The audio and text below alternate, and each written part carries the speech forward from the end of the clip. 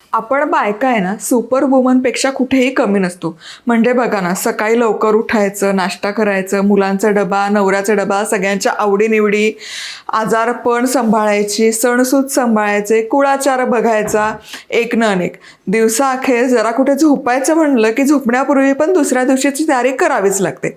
आहोत का कुठे सुपर वुमनपेक्षा कमी? मग अशा वेळेस कधी कधी असं वाटतं ना की सकाळी थोडी एक 10 मिनिटाची झोप जास्त मिळाली तर काही हरकत नाही. मग अशा वेळेसाठी असं हे तुम्ही इडलीचं प्रेमिक्स तयार करून ठेवू शकता. आता बऱ्याच महिलांना याचा गिल्ट घेतात की असं प्रेमिक्स वगैरे हे असं इन्स्टंट द्यायचं आपल्या मुलांना, सेफ वगैरे आहे का? पण मी काय म्हणते की यापेक्षाही आपण आता स्मार्ट होणं गरजेचं आहे, हो की नाही? ज्या गोष्टी कधी म्हणजे मी काही म्हणत नाही की तुम्ही रोज उठून त्यांना इन्स्टंट गोष्टी द्या, पण कधी आपली सोय बघणं ही तितकंच आवश्यक आहे आणि त्यासोबत हायजीन आणि मुलांचं स्वास्थ्य बघणे गरजेचं आहे. मग अशा धावपळीच्या वेळेसाठी हे इडलीचं प्रेमिक्स अगदी संजीवनीसारखं काम करतं. नमस्कार, मी मधुराज रेसिपी फूडीमध्ये तुम्हा सर्वांचं खूप खूप खूप मनापासून स्वागत. चला, 1 किलो रेशनचा इथे मी तांदूळ घेतला आहे आणि त्या तांदूळापासून आपण परफेक्ट असं इडलीचं प्रेमिक्स करणार आहोत. शॉर्टकट अजिबात इथे वापरणार नाही आहोत. हे प्रेमिक्स करताना रीतसर तांदूळ डाळ स्वच्छ धुवून सुकवून ते पुन्हा एकदा भाजून मग त्याचं प्रेमिक्स करणार, जेणेकरून ते हायजेनिक होईल आणि दीर्घकाळ टिकायला मदत होईल.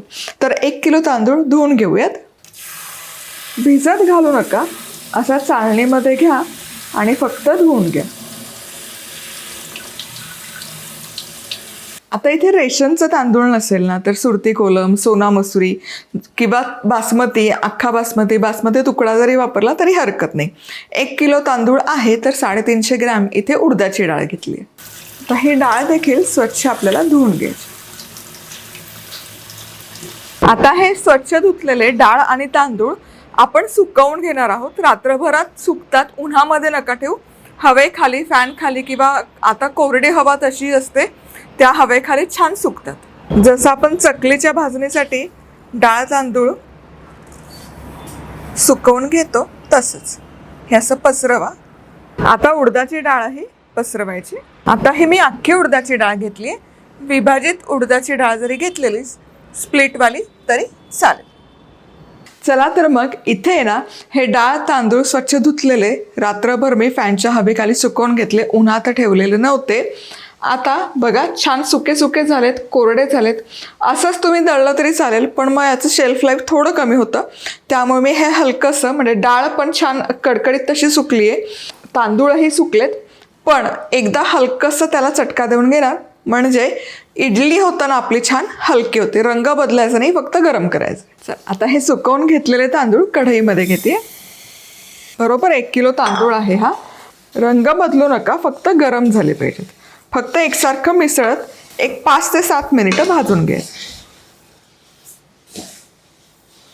आणि पुन्हा सांगते, आपल्याला इथे तांदूळाचा रंग अजिबात बदलायचा नाही, पण कडकडीत गरम झाले पाहिजे. आता हे बघा, भाजलेल्या तांदूळाचा हलकासा सुवास तरवायला लागला आणि बऱ्यापैकी कडकडीत गरम हे झालेले आहे.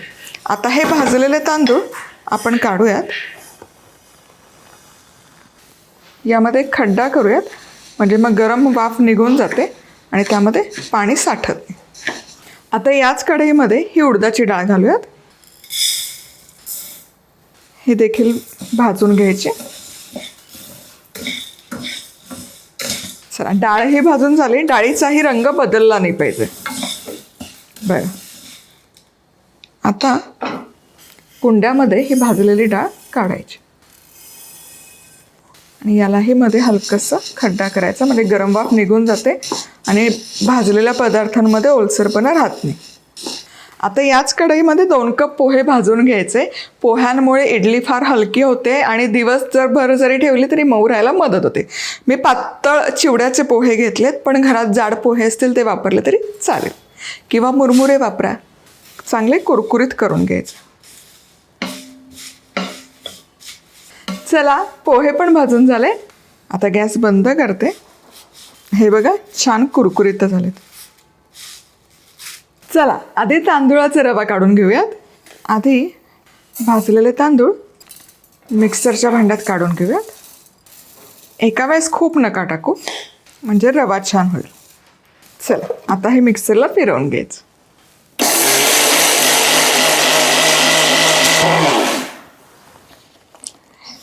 हे बघा, हा असा जाडसर रवा तयार झाला पाहिजे. खूप बारीक पीठ नाही तयार करायचं. हे बघा, जाड रवा असतो ना उपम्याचा, तसं याला टेक्स्चर हवं. पीठ नका करू. आता याच प्रकारे सगळा तांदूळाचा रवा काढून घ्यायचा. आता डाळही वाटून घ्यायची. डाळ वाटताना थोडीशी बारीक वाटायची. चला हे झालंय. आता ही डाळ तांदूळाच्या रव्यामध्येच मिसळून घ्यायची आणि उरलेली डाळही फिरवून घ्यायची. चला आता हे भाजलेले पोहे देखील मिक्सरला फिरवून घेऊया. याची चुरी करून घ्यायची. खूप जाड नका ठेवून, खूप बारीक नाही, मध्यम.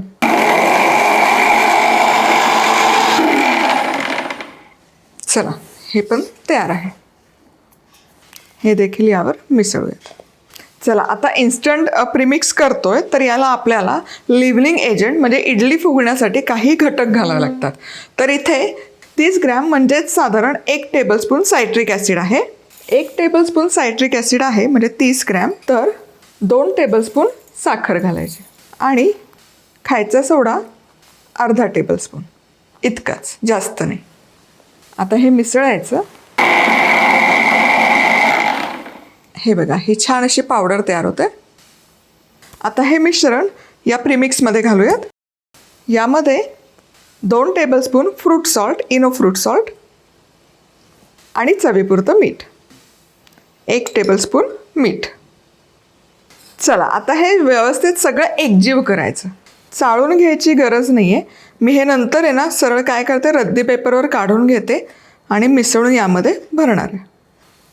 सगळं हे मिश्रण एकजीव झालं पाहिजे. चला हे इडली प्रीमिक्स तयार आहे. आता हे हवाबंद डब्यात किंवा काचेच्या बरणीमध्ये भरून ठेवा. 3 ते 4 महिने व्यवस्थित टिकतं. न याला जाळी लागते, न आळी लागते, न त्याचा इफेक्ट कमी होतो. आणि हे ना तुम्ही विक्रीसाठी म्हणून पण ठेवू शकता. अगदी परफेक्ट होतात इडल्या, तुम्हाला सांगते. चला आता इडली तयार करूयात. चला आता इडली प्रीमिक्स वापरून इडलीचं पीठ करूयात. पण त्याआधी इथे कुकरमध्ये, इडली कुकरमध्ये पाणी गरम करायला ठेवलं आहे. सगळी तयारी करायची म्हणजे पटापट भरायचं आणि लगेच कुकरला लावायचं. तर याला तेल लावून घेऊयात म्हणजे इडली चिकटणार नाही. आता 2 कप इडली प्रीमिक्स घ्यायचं. आता यामध्ये ना दही वगैरे इतर काहीच घालायची गरज नाही. पाणी घालायचं. पाणी घातलं की बघा याला लगेच बुडबुडे यायला सुरुवात झाली. 2 कप आता इडलीचं प्रीमिक्स होतं, तर इथे बरोबर 3 कप पाण्याचा मी वापर केला आहे. पाणी घातलं की बघा याला भरपूर असा फेस येतो. आता आहे ना हे 10 मिनिटं तरी किमान मुरण्यासाठी ठेवायचं म्हणजे इडलीचा रवा किंवा बाकीचे सगळे जिन्नस आहेत ते छान फुलतात. आता इथे हे 10 मिनिटं मुरल्यावर बघा छान विकतचं इडलीचं पीठ असतं की नाही, अगदी तसं ते दिसतंय. छान पांढरं शुभ्र दिसतंय की नाही, परफेक्ट. आता लगोलग ही इडलीची प्लेट घ्यायची. यामध्ये हे भरून घ्यायचं. थोडं कमी भरते तर ते खूप फुगेल. इडली कुकरमध्ये पाणी गरम करून घेतलंच आहे. आता या उकळत्या पाण्यामध्ये लगोलग हा प्रीमिक्सचा ट्रे ठेवायचा. हे बघा खाली असं आहे ना गरम गरम उकळतं पाणी हवं आणि मगच यामध्ये हे इडलीचं स्टँड ठेवायचं. झाकण ठेवायचं आणि मोठ्या आचेवर 10 मिनिटं हे वाफवून घ्यायचं. खूप जास्त वेळ नका करू. ओव्हरकुक केलं ना की काय प्रॉब्लेम होतो सांगते, ती दाठर होते इडली, चिवट होते, कडक होते. मऊ लुसलुशीत हवी असेल तर ओव्हरकुक अजिबात करायचं आणि गरम गरम खाली इडलीच्या भांड्यातलं पाणी असेल तेव्हाच पात्र त्यामध्ये गेलं पाहिजे. आता हे जे 2 कप आपण इडलीचं प्रीमिक्स घेतलं आहे त्यामध्ये 14 व्यवस्थित टुमटुमीत इडल्या तयार होतात. चला इथे इडली बरोबर आता 10 मिनिटं वाफवून झाली. हा हा हा बघा काय टुम्म फुगली आहे. गॅस बंद करते आता. पण मस्त पांढरी शुभ्र झाली आहे, टुमटुमीत फुगली आहे. आता हे काढूयात. वा बहारदार. आता यातली हलकीशी वाफ कमी झाली की ही काढायची. हे बघा असा चमचा किंवा सुरी फिरवायची. वा, आहा हा हा, मस्त. अशी मऊ लुसलुशीत आणि गरम गरम इडली ना, म्हणजे स्वर्ग सुख म्हणतात की नाही, अगदी तसे.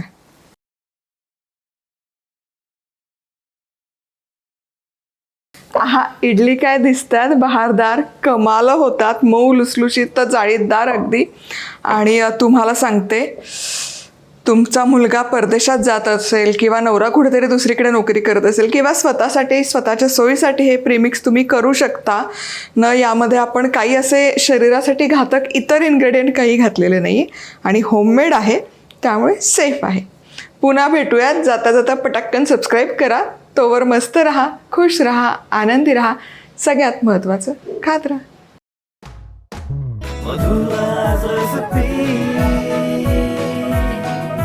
मधुराज रेसिपी, महाराष्ट्राची अस्सल चव.